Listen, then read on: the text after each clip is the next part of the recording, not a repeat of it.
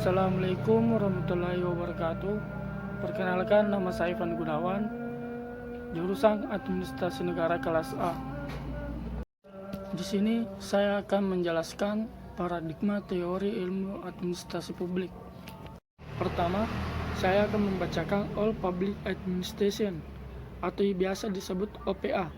Pertama kali dikemukakan oleh seorang Presiden Amerika Serikat yang merupakan juga seorang guru besar ilmu politik, Woodrow Wilson. Konsep OPA memiliki tujuan melaksanakan kebijaksanaan dan memberikan pelayanan, di mana dalam pelaksanaannya dilakukan secara netral, profesional, dan lurus yang mengarah kepada tujuan yang ditetapkan. Adapun juga karakteristik All Public Administration, adanya perbedaan yang jelas antara tugas administrator dengan pejabat publik. Program publik dilakukan oleh organisasi yang hierarki dengan kontrol yang ketat oleh pemimpin. Administrator bertanggung jawab lawan dengan pemimpin jabatan politik. Nilai pokoknya efisiensi, rasionalitas. Yang kedua, New Public Management atau biasa disebut NPM. New Public Management adalah suatu sistem manajemen desentral dengan perangkat-perangkat manajemen baru seperti controlling, benchmarking, dan lean management.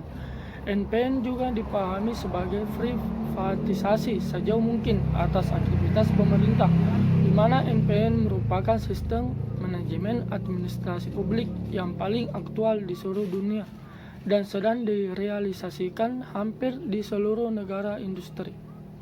Adapun juga karakteristik New Public Management. 1. Pemerintah harus bersifat sebagai katalis. 2. Pemerintah kompetitif. Yang ketiga, pemerintah berorientasi misi. Yang keempat, pemerintah berorientasi pada hasil. Yang kelima, pemerintah desentralisasi. Yang keenam, pemerintah berorientasi pasar. Yang ketujuh, pemerintah antisipatif. Yang kedelapan, pemerintah wira swasta. Yang keenam, pemerintah berorientasi pelangganan. Yang ketiga, New Public Service. Paradigma New Public Service atau biasa disebut NPS merupakan konsep yang dimunculkan melalui tulisan Janet N. Hart dan Robert N. Hart berjudul The New Public Service. Paradigma NPS dimaksud untuk mengcover paradigma administrasi yang menjadi arus utama, yakni paradigma New Public Management, dan juga dianggap sebagai usaha kritik terhadap paradigma All Public Administration. Adapun juga karakteristik New Public Service, yaitu 1. Melayani warga negara bukan pelanggan. Yang kedua, mengutamakan kepentingan publik. Yang ketiga, kewarganegaraan lebih berharga atau bernilai daripada kewirausahaan.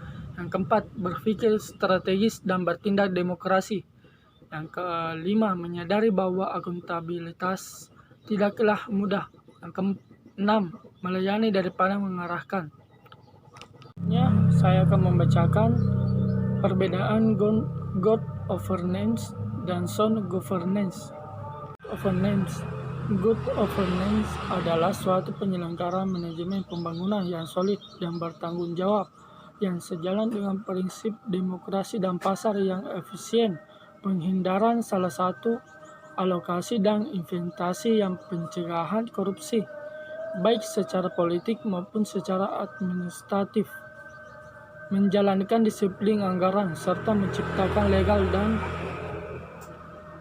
dan politikan bagi tumbuhan aktivitas usaha.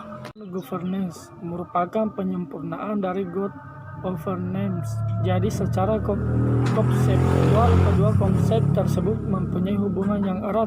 Pilar good governance merupakan pemerintah berperan dalam mengarahkan, memfasilitasi kegiatan pembangunan. Selanjutnya, pemerintah juga memiliki peran memberikan peluang lebih banyak kepada masyarakat dan swasta dalam melaksanakan pembangunan. Swasta berperan sebagai pelaku utama dalam pembangunan, menjadi usaha sektor non-pertanian sebagai pergerakan pertumbuhan ekonomi wilayah, pelaku utama dalam menciptakan lapangan kerja, dan kontributor utama penerimaan pemerintah dan daerah.